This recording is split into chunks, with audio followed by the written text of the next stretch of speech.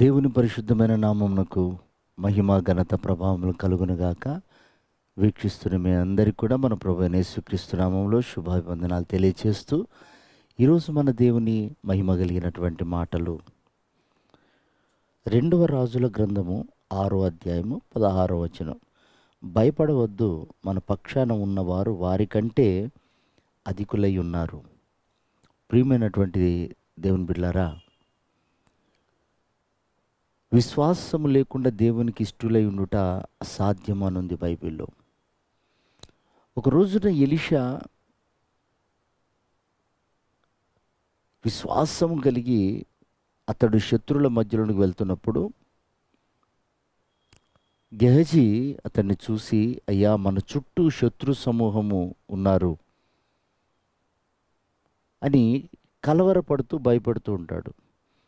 ఆ సమయంలో ఎలీషా అన్న మాట ఏమిటంటే, మన చుట్టూ దేవుని అగ్నిరథాలు ఉన్నాయి అని అతనికి ప్రార్థన చేస్తాడు. ప్రభువా, వీడు చూచున్నట్లుగా వీని మనోనేత్రాలు వెలిగించు. వెంటనే అతడు చూసినప్పుడు వారి చుట్టూ దేవుని రథాలతో నింపబడి ఉండటం చూస్తాడు. ప్రియమైనటువంటి దేవుని బిడ్డలారా, విశ్వాసము కానిదేదో అది పాపం. మన అవసరతలు విశ్వాసం ద్వారా దేవుణ్ణి తీర్చేటట్లుగా ప్రార్థన చేసుకోవాలి. మనం పొందబోయేది విశ్వాసంతో కనిపెట్టుకుని దాన్ని పొందాలి.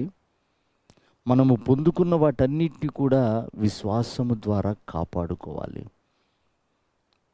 ప్రియ దేవుని బిడ్డలారా, చాలాసార్లు మన నిరీక్షణ ఓపిక మనలో ఉండక అన్నీ ఇన్స్టెంట్ కావాలని ఆలోచిస్తూ చాలాసార్లు మనం ఆత్మీయతకు దూరం అయిపోతూ ఉంటాం. ఇక్కడ బైబిల్ సెలవిస్తున్న మాట ఒకటే, విశ్వాసము కానిదేదో అది పాపమే. కనుక విశ్వాసానికి కర్త అయిన ప్రభు వైపు చూస్తూ ఈ ఆత్మీయ పరుగు పందెంలో మనం ఓపికతో పరిగెత్తాలి. ఎందుకు ఆ ఓపిక అంటే, దేవుడు దీర్ఘశాంతం గలవాడై ఒక శ్రేష్టమైన భూఫలం కొరకు ఎదురు చూస్తూ ఉన్నాడు. ఎన్నో ఫలాలు ఉన్నాయి, చేదు ఫలాలు ఉన్నాయి, పచ్చిగా ఉండేటివి ఉంటాయి, రుచి లేనివి పచ్చి లేనివి ఉంటాయి. కానీ ఒక శ్రేష్టమైన ఫలం, సంపూర్ణంగా పరిశుద్ధపరచబడ్డ సంఘం, ఆ సంఘం కొరకు ఎదురు చూస్తున్నాడు. దాని నిమిత్తమై మనం అన్ని విషయాల్లో ఓర్చుకొని ఆయన రాకడకు మనం సిద్ధపడదాం. ప్రభువటి కృప మనందరికీ దయచేయను గాక. ఆమేన్.